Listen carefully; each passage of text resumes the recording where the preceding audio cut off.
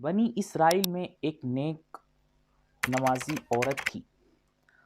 بدقسمتی سے اس کا شوہر غیر مسلم تھا۔ وہ اپنی بیوی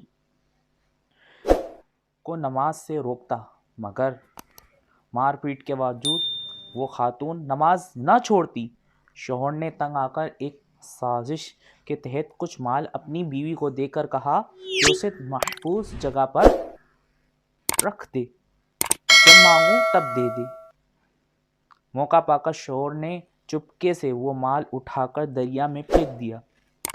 اللہ کریم کی قدرت سے وہ مال ایک مچھلی نے نگل لیا، اور وہ مچھلی ایک ماہی گیر یعنی مچھلیاں پکڑنے والے کے جال میں آ گئی اور فروخت ہونے بازار میں آئی۔ خدا کی شان کہ وہی مچھلی اس کے شوہر نے خرید لی اور پکانے کے لیے گھر لے آیا۔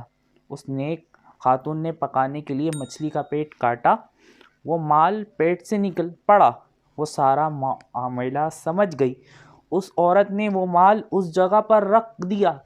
شوہر نے منصوبے کے مطابق بیوی سے مال مانگا تاکہ مال نہ ملنے کی صورت میں اس پہ تہمت لگا کر اسے سزا دلوا سکے، مگر اللہ کریم کی رحمت سے بیوی نے مال نکال کر شوہر کے حوالے کر دیا۔ اس پر وہ بہت حیران ہوا، مگر اس نے سوچا اس میں ضرور عورت کی کوئی چالاکی ہے۔ اس نے اس واقعے سے عبرت حاصل نہ کی، بلکہ بیوی نے جب روٹی پکانے کے لیے تندور جلایا تو ظالم نے اس جلتے تندور میں ڈال دیا تاکہ جل کر فوت ہو جائے۔ تندور میں گرتے ہی اس نیک نمازی خاتون نے اللہ پاک کی بارگاہ میں التجا کی۔ اللہ پاک نے اس کی دعا قبول فرمائی۔ تندور کی آگ فوراً ٹھنڈی ہو گئی اور نمازی خاتون نماز کی برکت سے زندہ بچ گئی۔